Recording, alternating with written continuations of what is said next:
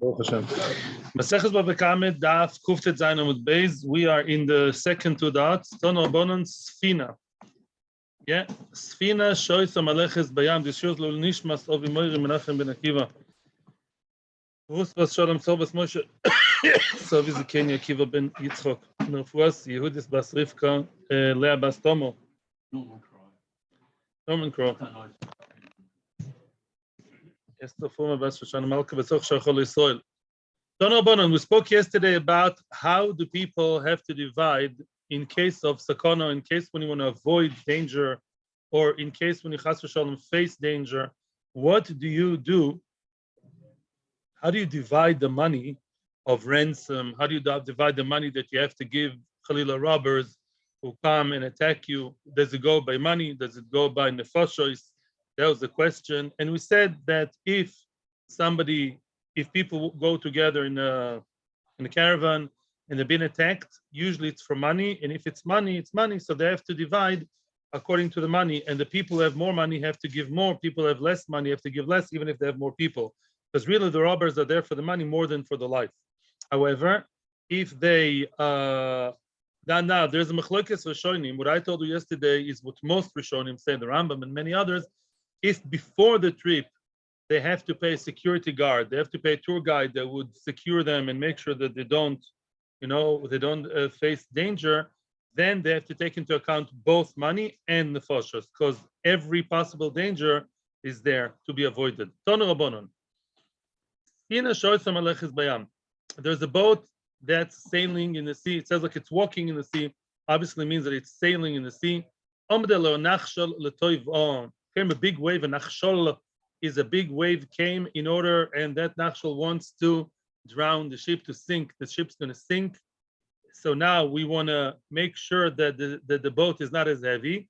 Now they want to lighten the burden of the ship. They want to throw out, the goods. They want to throw out. Each person has all kinds of bundles and schoiro and goods and merchandise, and now each person has to throw into the sea X amount of stuff in order to make sure that the ship is lighter and can actually go further. Then what do? You calculate it according to the weight, then and not according to money. Rashi and other Rishonim said very, very clearly, if one person threw out, let's say 1 litra, he says let's say 10 kilograms of gold, the other person has to do the same for iron. In other words, I don't care whether it's 100 kilos of iron, 100 kilos of gold, although obviously the value of gold is much more, it doesn't make a difference. Why? I'm very, very sorry for the person who lost his 100 kilos of gold, and the one who lost 100 kilos of iron doesn't begin to be the same, but Lamaise, what we're trying to achieve here is to make sure that the ship is lighter. If the idea is that the ship is lighter, I don't care how much it's worth, I care how much it weighs, because that's the point here. And therefore, that's how they're supposed to divide it. However, they should not change from the minag of the saponim. What does that mean? That if there's a different minag by the saponim, by the sailors, by the navigators of that area, they have a different costume, they have a different norm.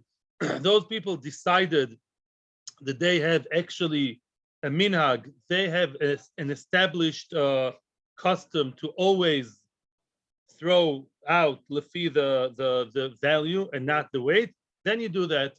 In other words, the question is what's the chiddush, by the way. I saw yesterday with Mechavrusa, we also saw yesterday, remember about the donkeys, that we have all the donkey drivers together, and they have like a norm, they have like a policy. That's how I would call it. They have an agreed policy amongst them that if one loses the donkey, then everybody else has to chip in and give him a donkey to compensate him, so he should like after the donkey better. What's the chiddush? If they had a vote, then avada roiv, the majority decided. Say the Rishonim, I'm now not reading inside the Gemara, I'm adding something outside. The Rishonim say no, even if one person disagrees, then the agreement does not go through. In other words, we don't go by majority rules. Each and every person in the group has to agree to the agreement that whatever the agreement is, that if somebody loses a donkey, we have to compensate him. Or in the case of the vote, unanimously, exactly. So what's the chiddush? If everybody agrees, then everybody agrees. So what's the chiddush? Why does the Gemara have to tell me that? T. Mackenzie knows that too. Answer the Rishonim. The chiddush is that there was no kinyan. If you and I agree together, I agree to give you 1,000,000, and you agree to give me, I don't know, watches and socks and shoes. There's nothing there. As long as there's no physical kinyan to actually show that our words are set in stone, words alone are nothing. Not nothing, but they're not really obligating and obliging in halacha. However, if it's a majority, if it's a group of people, or like a cartel who are working together, or like a town, the Gemara in Bava Kama says that a city has the right to decide all kinds of things. Why? Without kinyan, because once we're talking about a group, then an agreement, then some kind of decision that was made by everybody, or in the case of a city, by the majority, that actually binds everybody even without a kinyan. That's a chiddush. Continues the Gemara. The saponim are allowed to make a condition. Same as before. Whoever loses his boat, let's say there are a group of sailors and they all have the same interest that everybody should look after each other's boats, whatever the interest may be. Yeah, as long as we're in the same group and we all are friendly with each other and guard each other's boat in the port, or even when they go together in a flotilla, then if one loses his boat, the other people shall provide him with a different boat. They all chip in to help him, all for one, one for all. What's the chiddush that they're allowed to? Why shouldn't they be allowed to? That's the chiddush, even though there was no kinyan, and one smarty pants would say, hey, I'm not chipping in. I never made a kinyan. There was no kinyan sudar, right? Like they do in the Chassan and Erusin, picking up the kippah. There was no kinyan, so why am I obligated? Kamash Malan, yes, you are obligated. Yes, yes, yes. Because when it comes to a whole group, there's like a group policy that was decided by all and obligates everybody. Of the loy bekosia. However, if you lost it bekosia, which means bekshia, in other words, this guy was negligent, this guy was lax and was not careful, and he let his boat just, sail all the way to the open sea, and he lost it. Emamidin. Then we don't provide him with a new boat. The chiddush is, even though we may have an interest that we want him to have another boat, so he should look after the other boats, we say no. If he was a poshea, he was negligent, then it's not part of the agreement unless known otherwise. Yeah, unless decided otherwise. But a regular agreement does not include a person who's a shlemazal, a shlumiel, and he was poshea. He's not included. We don't have to provide him with a new boat. However, if it's shaloi b'koisya, if it was not his fault, not his negligence, then we give him another boat. The E continues the Gemara. The E piresh lemokum she'enes soichin. Let's say he all of a sudden was poirish. He sailed far away. Poirish. He sailed far to a place where the boats don't go. Normal boats don't go that far, and he went to a dangerous place, to a faraway place. Ein mamidin. We don't, and he lost his boat. His boat sunk. His boat now sunk. Baruch Hashem, he survived. Then we don't give him a new boat. Pshita, of course. What's the chiddush? You just told me that. What's the chiddush? You just told me that if he was lax, if he was negligent, he's behaved stupidly, then what? Of course, then you don't provide him with a new boat. What's the chiddush? Answers Gemara, loy, tzricha. There is a chiddush over here. We're not talking about a guy who's some kind of a courageous or stupid, young guy who took his boats very far with absolutely no hashgacha. That's not the case. The case is very specific. He went to a specific place, which is as follows. The Benisan, he went to a river. The rivers in the month of Nisan, Nisan is when? After the winter. You have a lot of, snow that melted, a lot of rain, and the river is gushing. The river is very full, and the stream is very strong. The Benisan merachki chad ashlo. In the month of Nisan, it's normal for the boats to go far away from the bank of the river. Imagine yourself a very big river, yeah? From the bank of the river, you go the size, the length, the distance of one ashla, of one rope, whatever that is. One rope, let's say, 1 kilometer. That's normal to sail there. Beyond 1 kilometer, that's already considered to be dangerous water. Maybe it's already in the sea. I don't know. It's already dangerous past that distance. However, but Tishrei. Now, in the month of Tishrei is after the summer. and the winters don't look the same. It's much more shallow. But Tishrei merach kitrei ashli. In Tishrei, when you want to go with your boat, you have to go 2 ropes, 2 kilometers, whatever, into the sea, into the river. Why? Because if it's too close to the bank, then your boat is going to get stuck. Yeah, the water is really shallow. So, yeah, Tishrei is twice as much deeper, normally to go to twice as much deeper in Tishrei than in Nisan. You know what this smart guy did? The Ka'azil b'yoyme Nisan. In the month of Nisan, he went l'makom Tishrei. He went to the place of Tishrei, which means he went too far in Nisan to a place where in Tishrei it's normal to go. You get what I'm saying? There's a certain area which for Tishrei is normal to go. In Nisan, it's a no-go area. Like they see, sometimes you have a red flag, a black flag, this flag, white flag. Yeah, in other words, in Nisan, that distance is considered dangerous, but in Tishrei it's not. So he's not exactly crazy or stupid. Mao de Tema, you would have said, Davshe Nokit ve'ozil. Maybe his regular walk, his regular, how do you say, like Davsha, the way he walks, the way he sails is normal, and he followed his own regular route. So it's not so stupid, not so, negligent, because Lamaisa, this person went to a place where half a year or so, it's normal to go there. He went to the wrong place, the wrong time. But other times of year, it's normal to go there. So maybe that's not so bad. Maybe it should have consideration to the guy and really not pay him, compensate him with a new boat. Kamash Malon, says the Gemara, no. Kamash Malon, we don't say that. Even such a semi-Shia is also Pshia.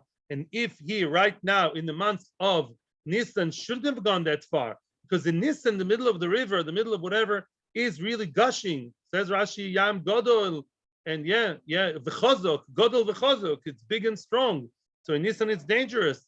Therefore, that time of year, don't go there. And even if you went there, and if you did go there, then it's considered to be a real sakana, and you are acting stupidly, and we don't have to compensate you with a new boat, whether or not you promise to look after our boats very nicely afterwards. Yes?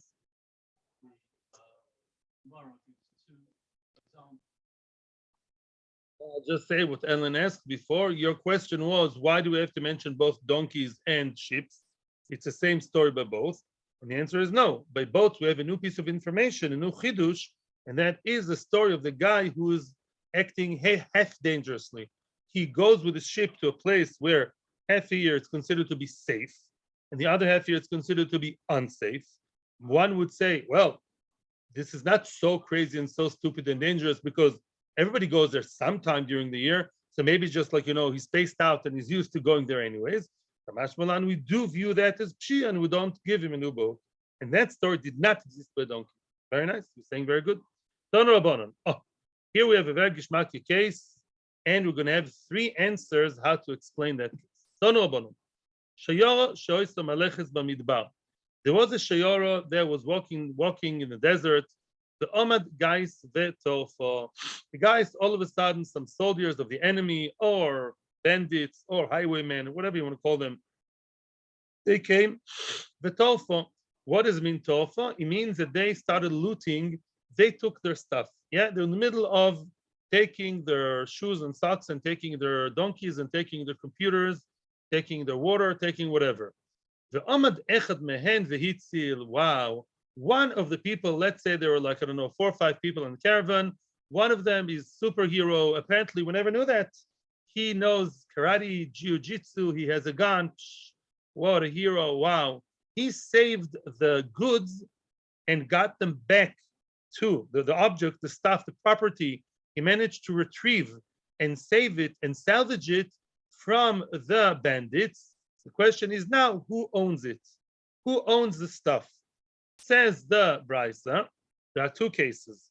Hitzil la'emtza. Case number 1, unless known otherwise, everybody else gets their item.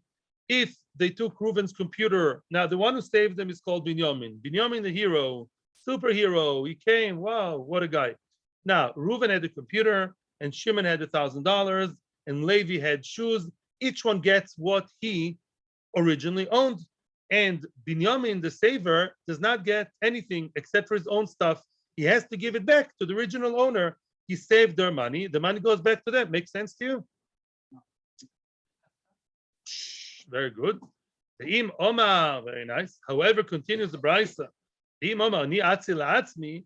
If he said, listen, guys, as he's fighting the thugs, as he's fighting the bandits, yeah, he says, you should know, people, I'm saving it for myself.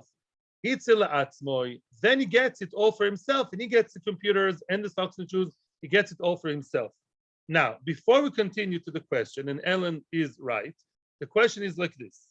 If people really know that their stuff is in the hands of those invincible bandits, which they cannot face, then the stuff is hefker.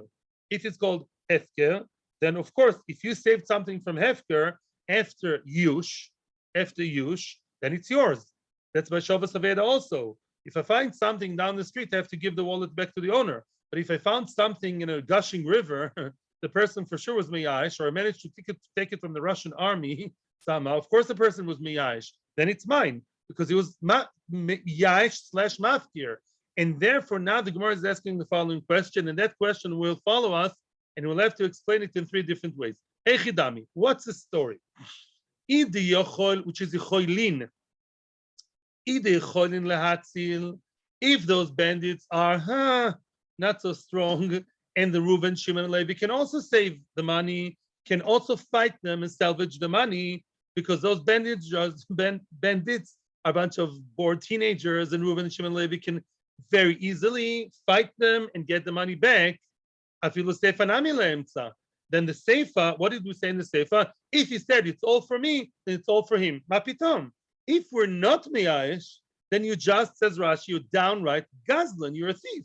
Reuven, Shimon, and Levi can save. Binyamin just happened to be quicker and more of a schwitzer. He is a bit of a, arrogant guy. Hey, I'll fight them. We can all fight them. No, it's mine. What do you mean it's yours? If we're not miyash, it belongs to us. And he can say 10 times, it's mine, it's mine. You're 5 years old. It's mine, it's mine. Lamaisa, nobody is miyash. It belongs to everybody because everybody can retrieve it back from the thieves. And therefore, you too, what are you saying? It's mine. Who cares? You said it. So what if you said it? However, here comes what you said.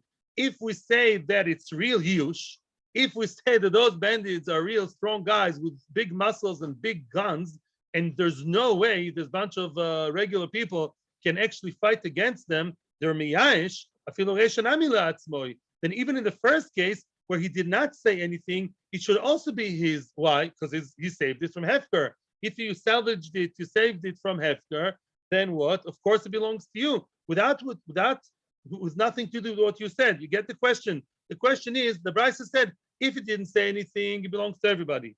If he said, I'm saving it for myself, that belongs to him. Who cares about what he said? What does speech have to do with anything? What declaration of independence here? Three answers. Answer number one. Rami Bar Kama explains the following. Ocha makes an ukimta over here, b'shutfin askinan.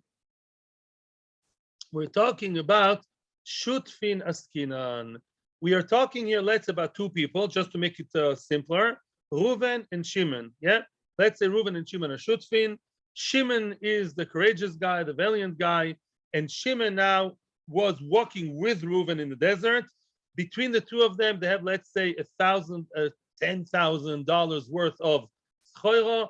All $10,000 were confiscated by the mechablim, by the bandits, and now he managed, let's say, Shimon, and my numbers are bedavka, Shimon, the strong guy, managed to salvage 7,000, let's say, out of the 10.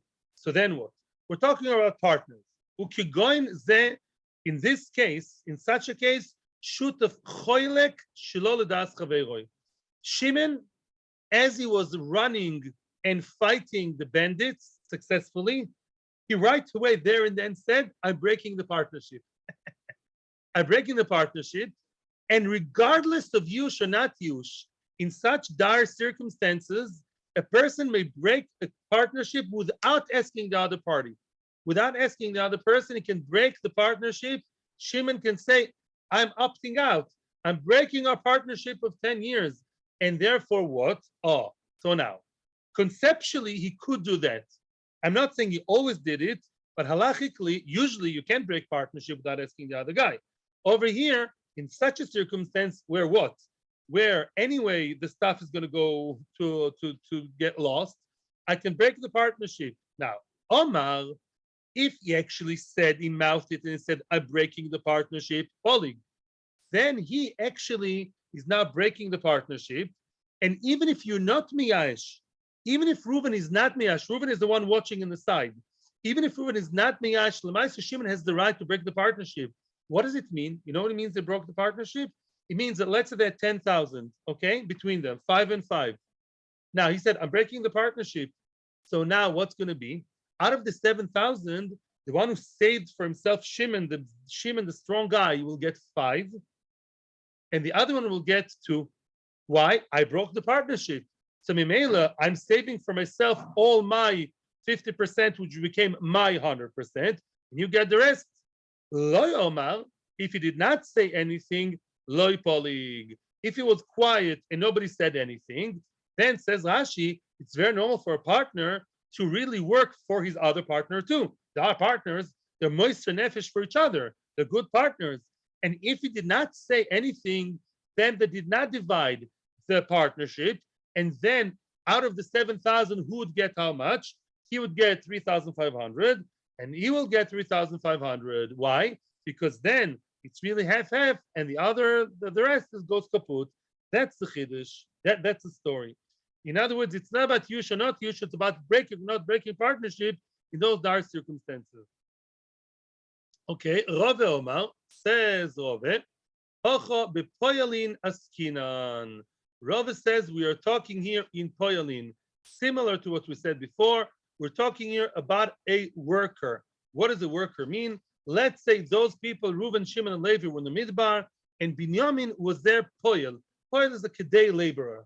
It's a worker who works in the agreement of a day laborer, and he is a day laborer, and he's working for those people. In other words, the money belongs to Reuven, Shimon, and Levi. They are the big bosses. They are the COO, CEO. And this guy, the Binyamin, he's the regular menial worker. And you know what happens now? He is a strong guy. He's a strong guy, and he saved everybody else's money. So what's the story? Who cares whether he declared or did not declare that it's his? Rav, we follow Rav's opinion. What did Rav say? The Omar Rav says, Poyel yochel achzor boy afilu b'chatzi hayoim. Oh, a poyel, a person who's a day laborer, is allowed to actually regret and quit his job and leave lachzor boy, to quit the store, quit the job, even in the middle of the day. Unless he's, if he's like a day-by-day laborer, let's say, every day you pay him his salary, in the middle of the day, he can go back and say, this is not for me, these are not the conditions I like, I don't want that kind of work. In the middle of the day, he can actually stand up the boss and tell him that why he can do that, we're going to see later. What does it have to do with us? That's similar to the story of the partner. The Kama Deloy Hodobey, in the Reisha, the Poel was quiet. The Poel never said, I'm leaving the job. As Binyamin, the strong guy, was attacking the bandits, retrieving, taking back the money, the loot, he didn't say anything. So what's the assumption? Then Mimela, what? He is working on behalf of Baal Habayis. That's why the Reisha said that it goes la'emtza. It goes back to the original owners. The computer goes to Reuven, the shoes and socks to Shimon, and the money to Levi. Why? Because Binyamin, unless known otherwise, is working for them. And he still works for them. Usually he sweeps the floor. Now he works for them as a bodyguard, as attacking their enemies and protecting and taking back the money. Email, of course, the money goes to the owners. However, but if as he's attacking, Binyamin is a smart guy. As he's attacking the bandits, he thinks to himself, why am I a friar? Why am I the underdog? Why am I a doormat? These 3 CEOs are a bunch of weak, pale-faced people. I'm a strong guy. I was in the army. I was in Duvdevan. I was in Golani. I was in Givati. I'm in the middle of a Shiur. I was in all kinds of places. Yeah. And therefore, I'm stronger than them. So I'll take it for myself. How can he take it for himself? You know how? Bye-bye. Once he says, I'm not your worker anymore, and they are miyash, Rashi says, in this case, we're talking to the are miyash. Yeah? In this case, they're miyash. However, in the Reisha, he works for them. So even though miyash lemaisa, yeah, he's doing it for them. He's working for them still. They're miyash from the money, but not from him. He's still working for them. However, if they're miyash and he said, "I'm not your worker anymore. Bye, I quit," he screams, "I quit!" as he's attacking the people. Then actually his words are valuable, are applicable, and he now owns everything. Why? There's a different reason why a person can leave his job in the middle of the day. It says in the Torah, Kili b'nei Yisrael avodim. B'nei Yisrael are avodim to me. Yeah, the b'nei Yisrael avodim. B'nei Yisrael are my avodim. V'lo avodim la avodim. A person, a Jewish person, should never be a slave to another Jewish person. We're all slaves of Hashem. Don't be a slave for your job. Don't be a slave of your employer. Of course, you have to be honest and good and everything, but you can quit in the middle of the day in order not to create a matzav of slavery between people. So that's the second answer. If he didn't say anything, he's still the worker. If he did say something, what did he say? I matzi la'atzmi, which means I quit. If he quits, then he belongs to him because they were meyash. Rav Ashi Omar. Rav Ashi says a different answer like that. Sheyochel latzil alidei hadchat or yechoilin latzil alidei hadchat. The story is as follows. Sheyochel latzil alidei hadchat means like this. They are standing there. They're not sure whether they can or cannot face those bandits. They're not like they don't have blazing guns, but they don't have plastic knives either. We may or may not be able to overtake and overcome those guys. So therefore what? Now this guy, one of them, Yomi, is the only one who took the initiative, jumped over the other guys, took back the money. Very nice. So now, Gali Daite, if the person was Megale Daite, meaning in the Seifa, if the person said, I'm taking it for myself, La'atzmoi. Why? If the Bailim were quiet, Reuven, Shimon, and Levi didn't say anything, and he was saying, guys, I'm taking this for myself. I'm taking this for myself. And they're like, that. What does that mean? That gray area, are we miyash, aren't we miyash? They showed they're miyash. Yeah, they didn't say, hey, why are you taking it for yourself? Let's go. We can also do something, or we protest, right? They didn't say that. By keeping quiet, well, he said, guys, I'm saving it for myself. And they're like, nothing. That didn't say anything. That shows really the army miyash. We are the Rabbanim, we're the Rabbanon, the Beis Din. We are not sure whether the miyash or not. But the silent consent of him saying, I'm taking your computer and $1,000, a million things, that shows he probably are miyash. Otherwise, why are you standing like a bunch of idiots and not saying anything? And he's saying, I'm going to take it to myself. However, if he just jumped onto the throats of the Mechablim, and what did he do? He actually saved without saying anything. Then we assume that they were not miyash. Who said we're miyash? Thank you for doing the job for us. We're not miyash. You did the job for us. We could have done also. You didn't do any amazing service for us. We kept quiet because you didn't say taking it for yourself. We assumed you're an honest, normal guy. You are going to bring it back to us, the legal owners. That's why I didn't say anything. That not saying anything shows, I'm sorry, that they're not miyash, and therefore he has to give it back to them. That gray area, yes, yiush, no yiush, is interpreted as decided by what he says, and if they keep quiet or they don't keep quiet. Yeah.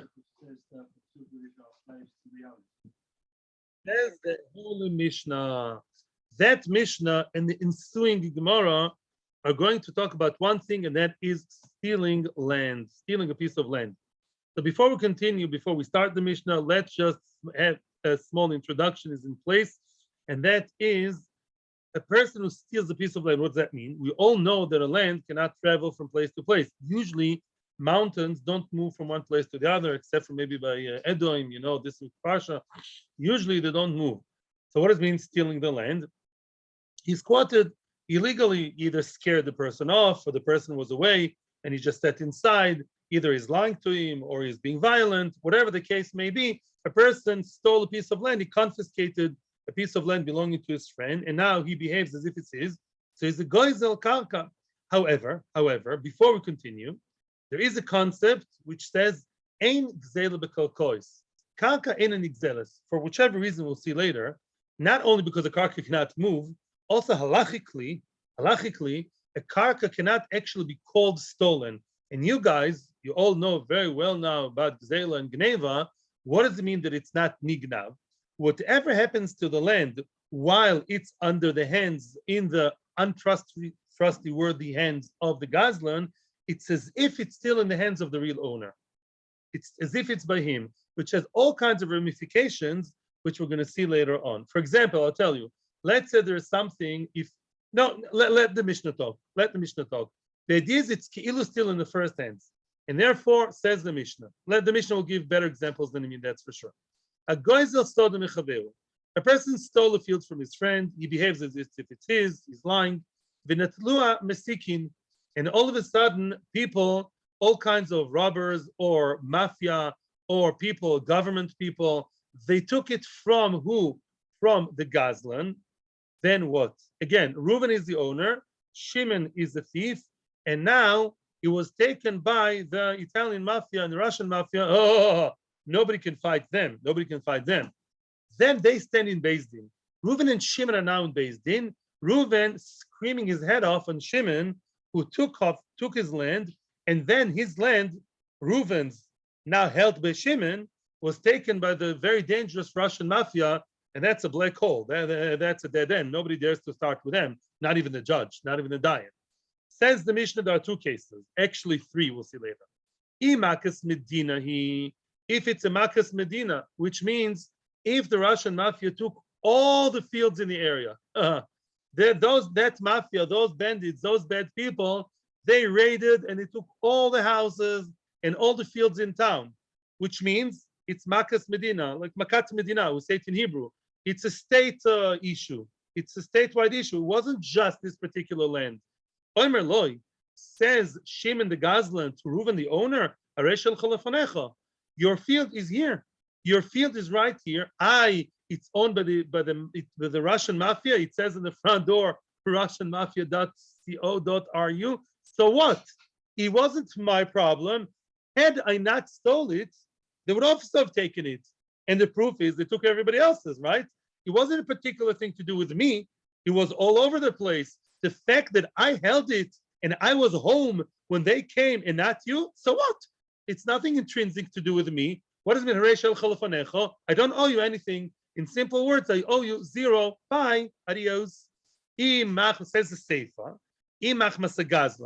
But if it's the Gazlan's fault, and the Gemara will explain why, if the reason the mafia took it is because of Shimon the Gazlan, he's involved in them taking it away, then he's chayiv lamid lo yisod acher. Then, as much as we say karka and nigzeles, but it's your fault actively, you Shimon, you caused somehow the mafia to come to that field, and not me, only you, and not anybody else is in the story. Mister, you actually stole my land indirectly, and therefore you have to pay me a different field. Find me a different field, or pay me the 3 million shekel my field is worth, and then we'll be good friends again. But before that, it is your fault. So you got to pay. Generally, that's what the Mishnah says. Okay? Now, you realize that if we say karka nigzeles, if karka would have been nigzeles, then it would say maybe yiush in reshus, right? We don't have that in karka. Yeah? You get it already. Karka is the same. We don't have that process of kinyan, yiush, it all stays the same. So now says the Gemara. The Gemara will explain everything. There's a Reisha and there's a Seifa. Amar Nachman bar Yitzchak. First of all, before we discuss the halacha, we discuss the dikduk, the grammar. Many times the Gemara discusses the grammar of the Mishnah. Man detani masikin loy mishtabesh, uman detani metzikin loy mishtabesh, which means we said, how did we call those bad guys, those bandits, those mafiosos? We call them masikin. Says Rav Nachman bar Yitzchak, some people who learn the Gemara, they use the word masikin kum samech, and some of them use the word metzikin kum tzadik, with tzadik. And both are right. Lo mishtabesh, none of them is wrong. Both versions are right. You can call a robber, a thief, a mafioso, matzik or masik. And he explains, first wide line, man detani metzikin lo mishtabesh, to say metzikin is right, is correct. Dichtiv, it says in the bed nevuah, I think it's in the Kisovoi, it says b'motzoi u b'motzoi. What's matzok? What's mitzuka? Yitzchak, anxiety, right? Look, mitzuka, anxiety, dire straight. And matzik is a person who's bothering you. Latzik, to bother, to cause stress. And that's what it says in the bed nevuah. You'll be chas v'sholem in a matzav of siege and matzok. So lehatzik is true. A person who's matzik is bothersome. He's a thief. Mandetani masikin la mishtabish. And if you learn masikin with a samach, you also write. Why? Dichtiv yeyaresh hatzaltzal. When the Torah in the very same nevuah, the bad nevuah, the Torah says that tzaltzal is a form of locust. And locust is terrible for fields, even today. And it says the locust will eat up, will like steal all your grains. What's the targum? The tzaltzal, which is the locust, is called sako, masikin. Just Rashi and Tosfos in different ways, they say, what's the locust? What is he? He's a robber. He eats up, he's a thief. He eats up all the grains, wheat, barley, and everything else. So too, these people are called masikin. They are thieves, they're called masikin like sako. Now let's get to the lomdas. Says the Gemara, quoting the Mishnah, Im machmas agazlon chayev. Echidami. What's the story in the Sefer? What did we say in the Sefer? Let's quickly review the Mishnah, okay? Very, very easy. What did we say in the Reisha? If it's not his fault because everyone else's fields were taken by the same Rasha Mafiozo, you say, what do you want from me? The whole town was taken. Had you been home, you'd be better than me? No. They took everyone's. The entire town of Chuchuville, they raided it. I'm sorry I was there, not you. Nothing to do with me. Sorry. Mashenken in the Seifa, no. If it's your fault, Mr. Shimon the Gazlan, then in a Chinami, then you have to pay him back, compensate him, and give him a new field. Echidami. Exactly what is the case in the Seifa that it's his fault that the mafia came? The mafia asks him if to come or not. What exactly is the case of the Seifa that it's the Gazlan's fault that the Masikin came? If you want to tell me that in the Seifa the case is they only stole, they only took hold of his own land, and they only Davka chose his piece of land and nobody else's. Yeah, if that's what you want to tell me, that's what it means that it's his fault of the Gazlan, and the Gazlan has to pay, because as opposed to the Reisha where everyone was stolen from in the Seifa, only he was stolen from Shiur, then yeah, you can't do that. Yeah, you can't say that.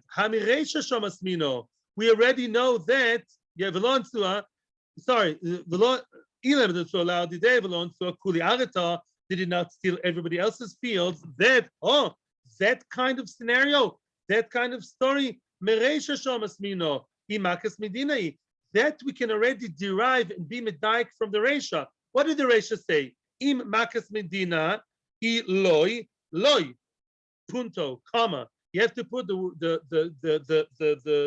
full stop, the period after the second loy. Loy, point, dot, period, which means the Reisha already told me if everyone else's fields were taken, then the Gazlan, it's not his fault. Mashma, I can derive myself that if it wasn't everybody else's tzara at Tzoras Rabbi, but only his field was taken, right? If only his field was taken, then no. Then he cannot say, it's not my fault. Well, they only took your field from some reason, then pay me back the field. So that's the Sefer then doesn't have to say that. Again, let me explain. The Mishnah doesn't say anything redundant. The Mishnah is not a newspaper and not a website. So if the Mishnah and the Reisha told me, if they took all the fields of everybody, then he doesn't have to pay. I myself am smart enough to understand what's the flip side of that, what's a negative picture, that if they only zoned in on his, if they only focused on his land and nobody else's, then he should pay back the land to the original owner. Because the original owner can say, there was some reason only my field was taken, nobody else's. I don't like it. I want you to pay me back. You can ask why, but we can be medagit from the Reisha. So now the Seifa, which is a whole new paragraph, doesn't have to repeat and say the same piece of information. You understand? If I can derive it from the Reisha, that if it was particularly only his field was taken by the mafia, nobody else's, I can understand that from the Reisha already. So why does the Sefer have to repeat it? Must be the Sefer is giving me a new piece of information. Because especially says Tosfos, it says in the Sefer, Im machmas agazlan. Machmas agazlan doesn't mean that he was drinking his coffee and the mafia knocked on his door and they happened to choose only his field and nobody else's. Machmas Gazlan of the Sefer, which we're trying to explain now, we're trying to decipher what is the story at the end of the Mishnah, the Sefer, that the Gazlan caused it. You can't say that the Gazlan was sipping his coffee quietly, drinking and reading his paper, and they came knocked on the door. That's not called Machmas Gazlan. It's not called because of the Gazlan. Must be the Sefer is coming to tell me a new story, that the Gazlan actually caused it directly, and not Stam was taken by mistake, only his field and nobody else's. And says the Gemara, Lo tzricha, you are right. No, tzricha, we need to mention the Sefer. The achvi achvuye, this Gazlan is the piece of scum of the earth. You know what he did? He showed them. What did he show them? Says Rashi, he did not steal anything. He's not a violent guy. He's a very sleek, sly, what is he? A snitcher, a malshan, a moiser. You know it's a moiser. You know it's a moiser. You know what the guy did? He saw that those mafiosos are looking for an apartment to buy with no money, and he showed them Mr. Reuven's field, and he said, look, with the motion of his hands or his eyes, he showed them, and therefore he caused what? What did he cause? A theft. It's like a theft. It's tantamount to a theft. You know why? Because he knows that Igor and Dimitri, the mafiosos, are looking for what? A piece of land. He heard them talking. They want a nice piece of lush, beautiful land to grow their wheat. You know, wheat is from Russia. You know that now. And therefore what? What's going on now? Mr. Shimon very slyly said, that's a nice piece of land over there. And he never touched the field. If that's a case of the Seifa, now they confiscated the field. Shimon has to pay. Shimon has to pay in full to Reuben. I have a question. No, North Korea, please. No, I'm first. So then you have to me. I'm also a kid in class. I'm asking a question. Rabbi Teichtal taught us all the time that if you don't do something by yadayim, it's called grama, indirect. I only spoke. If I only spoke and showed them the field and maybe led them, so what? I never touched the field with my own hands, or the apartment, or the flat. So do I have to pay him a new field? Why did the Mishnah say that he has to pay him a $3 million new field? Answers Tosfos. Answers Tosfos. I was happy to see Tosfos. If you remember from Daf Tzadik Ches and Teskuf, there's a concept called, you should know the concept. Do you remember? What is the middle ground between Groma and Maisa B'Yadayim? There's the middle ground called Garmi. Garmi is when it's not completely indirect, but it's not B'Yadayim. We discussed it at length. And this is this story. When a person shows mafioso, and he knows the mafioso is angrily on his way to raid one field or another, and he's hungry to get a field now, then what? And he showed him the field, and he knows very well that within a few minutes, the mafioso will be there, even a few hours, but he knows it's going to happen for sure, and it's his direct fault. Although his hands are clean, it's still called Gomi, which is a discussion. But Rabbi Yosi and the few of them, they say Gomi you have to pay for. It's not indirect enough not to pay for. Okay? That's the story. Yes. Now it's your turn. Yeah? Cool. Says Gemara now, Lish Nachrina. Another possible answer to explain the Seifa. And what's the story over here? The Akum forced him. The Akum, the mafiosos, came to Shimon and forced him under a gunpoint and said, the Amri, they told Shimon, show us your lands. Yeah, in other words, they told Shimon, show us your lands. We know you're very rich, Jew. Show us your land, Mr. Shimon, all your fields we want to know. You know what he did, the sly Shimon? The Achvi Ahuba Dayu. Oh, together with his own fields, Shimon also showed him Reuven's field. Oh, that's nasty. And the Rishonim here say that he already got hold of it. Of what? Of Reuven's field. And he now shows them the field of Reuven amongst Shimon's field. Shimon is under gunpoint. We feel very bad for Shimon. Why did you show them Reuven's field? They forced you to show your fields, and then you'd be off the hook. Then we'd even give you a candy. But Lemaisa, why did you show them Reuven's field? That's not fair. What do you mean you were forced? Forced to show yours, not forced to show his. Why did you show other people's? And that alone is a seifa. That's a reason to make him pay even though he was forced. We're not forced on that, we're forced on this. Therefore, you still have to pay in full. Story time. Ahu Gabo, there was a man. The Achvi Akaria Dechiti the Beresh Galusa. There was a man who actually showed the mob, he showed the robbers, who the keri of what? The pile, the heap of wheat belonging to Resh Galusa, belonging to Jewish, to the exilarch, to the Jewish governor of Babel, Asal Kamed Rav Nachman. They came to Rav Nachman as a dayan. Rav Nachman Lishlumi. Rav Nachman made the Gazlan slash, how do you call him?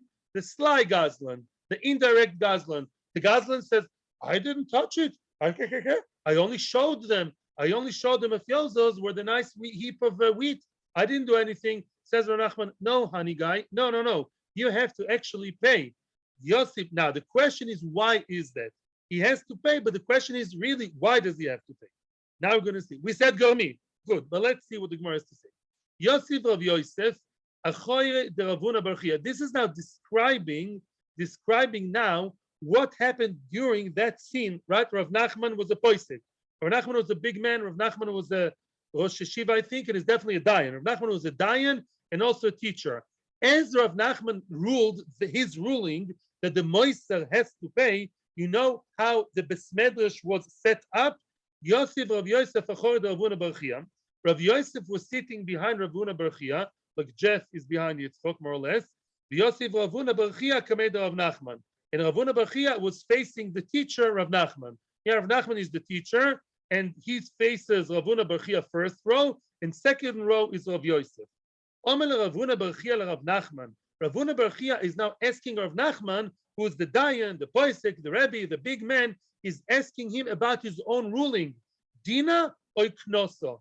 That's his question, which means, Rabbi, Rav Nachman, I want to understand why you did what you did. I'm not saying you're wrong, but I want to know, when you actually told the moiser that he has to pay without touching anything, it was a very clean verbal theft. Is it really a din? Is it really me'ikar din? That's the halacha? That's what has to be? Or is it a knas? What's a knas? A knas is, as you all know, it's a fine, a penalty. You don't really have to pay, but the Torah or Chachamim said you have to pay, maybe in order to warn other people not to do it. It's not something that you really have to pay. Even in today's Hebrew, when you take knas, 500 shekels, I had to pay knas because I parked the wrong place in Yerushalayim. I didn't steal 500 shekels from the area, and they know that. They want me to pay 500 shekels as a deterrent. It wasn't my fault, lo mishaneh, because that's my business with Yerushalayim. Lo mishaneh. He said, is it din or a knas? Omer lei masnisini. What do you mean? Says Rav Nachman. It's a Mishnah. Ditnan. It says, Im machmas agazlan chayv lamid lo istode. The Mishnah, which we just saw a few minutes ago, if it's the Gazlan's fault, the Gazlan has to pay him and give him a new field, ve'ukimna. And the Gemara explained, dachvuye achvi, punto. We saw what said the Gemara, as we just explained. If a person showed the other person someone else's property, it could be a field, it could be chitim, wheat, like we said before, and it could be what? His computer. I don't know what. Then says the Mishnah, he has to pay. So it's not just like I'm inventing here a knas, a new knas. It's a Mishnah. It's a real payment, possibly because of Gomi. End of beginning of story. Basal denofak. Later, Rav Nachman left. Rav Nachman left the room, and now there was the discussion amongst the Talmidim. The Talmidim are now discussing. Omer Rav Yosef Ravuna Barchia. Rav Yosef asked Ravuna Barchia, "My nafkal chominei. What do you care? What do you care if it's a knas or what? Mailach igdina iknoso." Back to the next page. Yeah, who cares if it's a din or a knas? Rav Nachman is right. Rav Nachman knows what he's doing. What do you care if it's defined as real din or just a knas? Omar Le, he answered, you know why I care about that? I'll tell you why I care. Idina gamrinan minei. If it's a din, it's a real halacha, I can learn and derive from there for other areas in halacha. Iknosa lo gamrinan minei. Full stop. End of shiur. If it's a din, if it's a concept, let's say Gomi, and I know that Gomi has to pay. Oh wow, I'm learning a din for all of Kol Torah Kul, all over the Torah. But if you say just a local knas over here, some kind of local issue in this case only, then I'm not going to learn from this to other areas in halacha. as the Gemara is going to explain, which we'll see tomorrow, exactly what does it mean to learn, not to learn for other areas of halacha. Yet we're not so clear. We'll see that tomorrow. Mitzvah Hashem. Thank you very, very much for beautiful listening and participation and being there and being in the Siyum next week. Mitzvah Hashem. Thank you very much. Kol Tuv.